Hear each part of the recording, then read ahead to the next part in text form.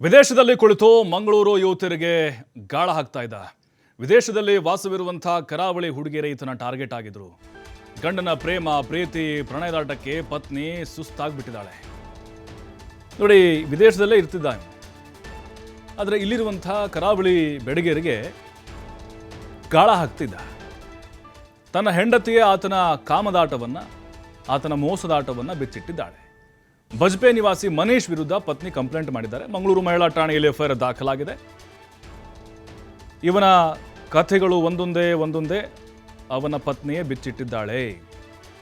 ಆರಂಭದಲ್ಲಿ ಹೇಗೆ ಆಕೆಯನ್ನು ಆತ ಪುಸಲಾಯಿಸಿದ್ದ, ಆಕೆಯ ಮನೆಯವರನ್ನ ಹೇಗೆ ನಂಬಿಸಿದ್ದ ಮತ್ತು ಬೇರೆ ಯುವತಿಯರ ಜೊತೆಗೆ ಹೇಗೆಲ್ಲ ಸಂಬಂಧಗಳನ್ನು ಹೊಂದಿದ್ದ ಅಂಥೇಳಿ ಅದಕ್ಕೆ ಸಂಬಂಧಪಟ್ಟಂತಹ ಕೆಲವೊಂದಿಷ್ಟು ವಿಡಿಯೋಗಳು, ಫೋಟೋಗಳು ಕೂಡ ಲಭ್ಯ ಆಗಿದ್ದಾವೆ. ವಿದೇಶದಲ್ಲಿ ಕೂತ್ಕೊಂಡು ಬಣ್ಣ ಬಣ್ಣದ ಮಾತುಗಳನ್ನು ಆಡಿ ಹುಡುಗಿಯರನ್ನು ಈತ ಬಲಗೆ ಬೆಳೆಸ್ಕೊಂಡು ಅದಾದ ಮೇಲೆ ಮೋಸ ಮಾಡ್ತಾ ಇದ್ದ. ಲಕ್ಷ ಹಣವನ್ನು ಪೀಕ್ತಾ ಇದ್ದ. ಫೇಸ್ಬುಕ್ನಲ್ಲಿ ಸಂತ್ರಸ್ತೆಗೆ ಪರಿಚಯವಾಗಿದ್ದ ಮನೀಶ್.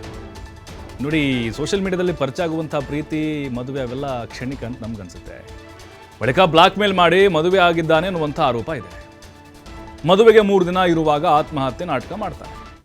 ಮದುವೆಗೆ ಹಣ ಇಲ್ಲ ಅಂತ ಡ್ರಾಮಾ ಮಾಡಿದ್ದ ಮನೀಶ. ಎಲ್ಲ ಖರ್ಚು ಭರಿಸಿ ಮದುವೆ ಮಾಡಿಕೊಟ್ಟಿದ್ರು ಯುವತಿ ಪೋಷಕರು. ಬಳಿಕ 2 ಲಕ್ಷ ಕೊಟ್ಟು ವಿದೇಶದಲ್ಲಿ ಕೆಲಸ ಪಡೆಯೋಕೆ ಸಂತ್ರಸ್ತೆ ಸಹಾಯ ಮಾಡ್ತಾರೆ. ದುಬೈಗೆ ಹೋಗಿ ಬಹರೇನಲ್ಲಿರುವಂಥ ಮಹಿಳೆ ಜೊತೆ ಲವ್ವೆ ಡವ್ವೆ ಶುರು ಮಾಡ್ತಾನೆ. ಈ ವಿಚಾರ ತಿಳಿದು ಮನೀಶ್ನ ಇತಿಹಾಸವನ್ನು ಸಂತ್ರಸ್ತೆ ಕೆದಕ್ತಾರೆ. ಮದುವೆಗೂ ಮುನ್ನ ಹಲವು ಯುವತಿಯರ ಜೊತೆ ಲವ್ ಅಫೇರ್ ಇತ್ತು ಅನ್ನೋದು ಗೊತ್ತಾಗ್ತಿದೆ.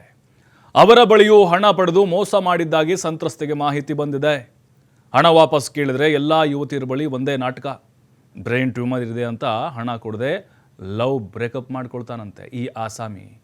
ಅವನನ್ನು ನಂಬಿ ಈಕೆ ಹೆಂಡತಿ ಏನಿದ್ದಾರೆ ಈಗ ಪೊಲೀಸರ ಮೊರೆ ಹೋಗಿದ್ದಾರೆ. ನನಗಾದಂಥ ಅನ್ಯಾಯ ಮೋಸ ಯಾರಿಗೂ ಕೂಡ ಆಗಬಾರ್ದು ಅಂಥೇಳಿ ಒತ್ತಾಯ ಮಾಡಿದ್ದಾರೆ. ಮತ್ತು ಮದುವೆಗೆ ಮಾಡಿದಂಥ ಖರ್ಚೇನಿದೆ, ಅವನು ಕೊಟ್ಟಂಥ ಹಣ ಏನಿದೆ ಅದನ್ನು ನನಗೆ ರೀಫಂಡ್ ಮಾಡಿಸಿ ಅಂತ ಈಗ ಆ ಸಂತ್ರಸ್ತೆ ಒತ್ತಾಯಿಸಿದ್ದಾರೆ. ನಮ್ಮದು ಮದುವೆ 2021ರಲ್ಲಿ ಮದುವೆ ಆಗಿದೆ ಸರ್. ಮದುವೆಗೆ 4 ದಿನ ಇರುವಾಗಲೇ ನನ್ನ ಹತ್ರ ಹಣ ಇಲ್ಲ, ಮದುವೆಗೆ ಖರ್ಚು ಇದು ಮದುವೆ ಆಗಲಿಕ್ಕೆ ನನ್ನ ಬಳಿ ಹಣ ಇಲ್ಲ ಅಂತ ಹೇಳಿದ. ನಂತರ ಮರುವಂತಿ ಬೀಚಿಗೆ ಹೋಗಿ ಸಾಯ್ಲಿಕ್ಕೆ ಅಂತ ಹೋಗಿದ್ದ, ಬ್ಲ್ಯಾಕ್ ಮೇಲ್ ಮಾಡಿದ ನಾನು ಮತ್ತೆ ಇಡೀ ಫ್ಯಾಮಿಲಿ ಅವರ ಹತ್ರ ಹೇಳಿ ಅವರಿಗೆ ಸಾಯ್ಲಿಕ್ಕೆ ಅಂತ ಹೋಗಿದ್ದಾರೆ ಅಂತ ಮಾತಾಡಿದೆ. ನಂತರ ಫ್ಯಾಮಿಲಿಯವರೆಲ್ಲ ಸೇರಿ ಇನ್ನು ಮರ್ಯಾದೆ ಹೋಗೋದು ಬೇಡ, 4 ದಿನದಲ್ಲಿ ಮದುವೆ ನಿಲ್ತದಲ್ಲ, ಮರ್ಯಾದೆ ಹೋಗೋದು ಬೇಡ ಅಂತ ಹೇಳಿ ಮದುವೆ ಎಲ್ಲ ಫ್ಯಾಮಿಲಿಯವರು ಸೇರಿ ನಮಗೆ ಮದುವೆ ಮಾಡಿದ್ದು ಸರ್. ಮದುವೆ ಆದ ನಂತರ ಇವನಿಗೆ ಕೆಲಸ ಇಲ್ಲ ಅಂತೇಳಿ ನಾನು 2 ಲಕ್ಷ ಖರ್ಚು ಮಾಡಿ ಇವನನ್ನು ದುಬೈಗೆ ನಾನು ಕಳಿಸಿ ಅಲ್ಲಿ ಏನಾಯ್ತು ಅಂದರೆ ಸ್ವಾತಿ ಅಂತ ಹುಡುಗಿ ಇದ್ದಾಳಲ್ಲ, ಸ್ವಾತಿ ಅಂತ ಹುಡುಗಿ ಹೋದ 3 ತಿಂಗಳಲ್ಲಿಯೇ ಸ್ವಾತಿಯ ಹುಡುಗಿಯನ್ನು ಪರಿಚಯ ಮಾಡಿ ಅಲ್ಲಿ ಇದು ಸಂಬಂಧ ಬೆಳೆಸಿದ್ದಾರೆ. ಮತ್ತು ಇನ್ನೊಂದೇನೆಂದರೆ ಇವರು ಫಸ್ಟಿಗೆ ಟಿಕ್ಟಾಕ್ನಲ್ಲಿ ಅವರು ಟಿಕ್ಟಾಕಲ್ಲಿ ಎಲ್ಲ ಇದ್ದಾರೆ. ಟಿಕ್ಟಾಕಲ್ಲಿ ಎಲ್ಲ ಹುಡುಗಿಯರ ಬಳಿ ಎಲ್ಲ ಸುಳ್ಳು ಮಾತೇ ಆಡೋದು ಸರ್. ಒಳ್ಳೆ ಇದು ಕರೆಕ್ಟಾಗಿ ಮಾತಾಡ್ತಾ ಇಲ್ಲ.